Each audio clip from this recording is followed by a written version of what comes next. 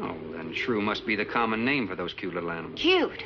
That's the last word you can use to describe those little monsters.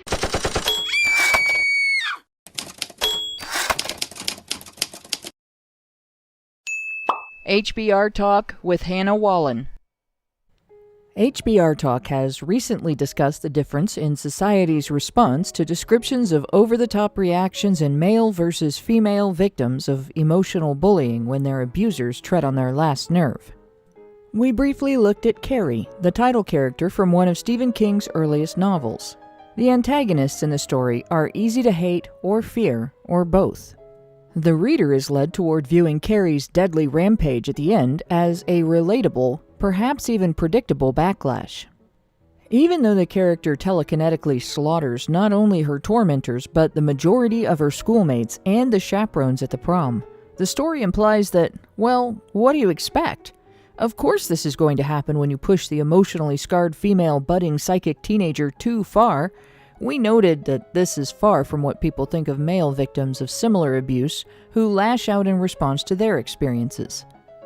In reality, the most reasonable outlook is something of a mix.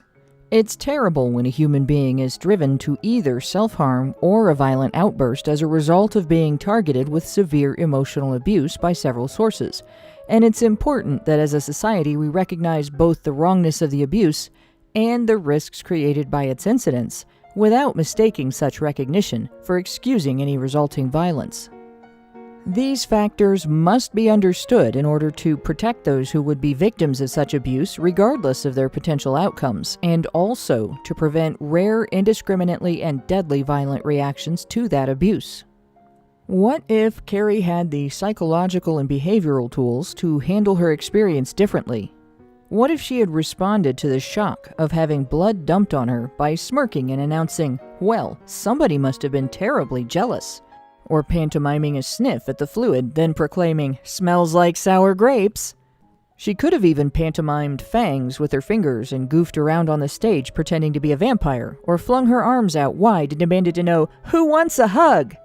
Anything that would have made a joke out of the situation.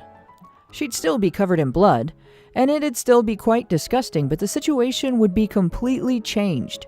Rather than her bully's emotional assault pushing her over the edge, she'd have done the equivalent of blocking or dodging in the midst of a physical assault. Instead of laughing at her, her classmates would have been laughing with her at the situation, giving the chaperones an opportunity to find the perpetrators of the cruel prank hiding under the stage. It wouldn't have been an ending befitting a horror story, but that's kind of the point of this discussion, isn't it? How can our society prevent this kind of bullying from periodically leading to horror story endings? Of course, not every act of bullying can be turned into a joke. Sometimes other measures are necessary. I once faced a bully who made a practice of trying to seduce every guy she thought I was interested in just to keep me from dating anybody. She extended the behavior outside of our mutual network of people to any guy she saw me with, including those she didn't know. At the same time, she presented herself as my moral superior and a much more mature woman than I was, and she accused me of both systematically dating all of her male friends and being too random and flighty. She was mad because I didn't compete with her when she moved in on what she saw as territory I'd staked out. The pattern lasted until I got wise and made sure she thought I was pining after the guy she'd been friend-zoning for the last year. I'll give you 3 guesses what happened after that.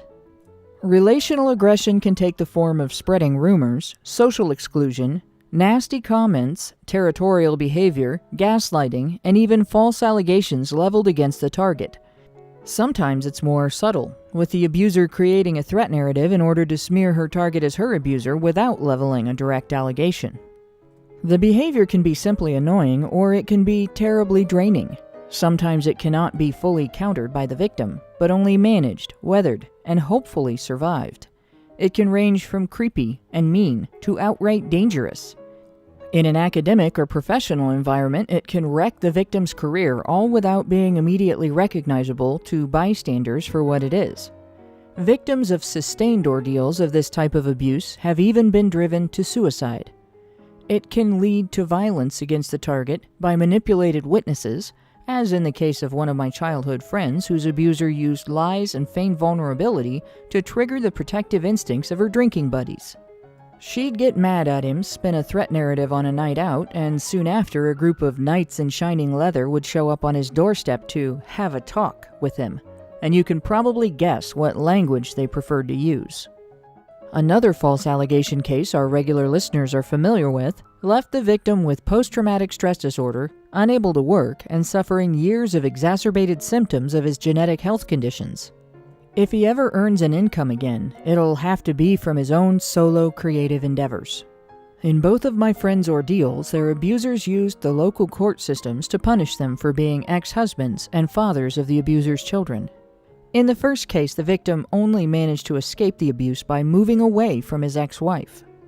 In the second, it took a team of friends monitoring and documenting the victim's daily life to use as evidence in his defense and a civil case against his abuser for vexatious litigation to put an end to her attacks.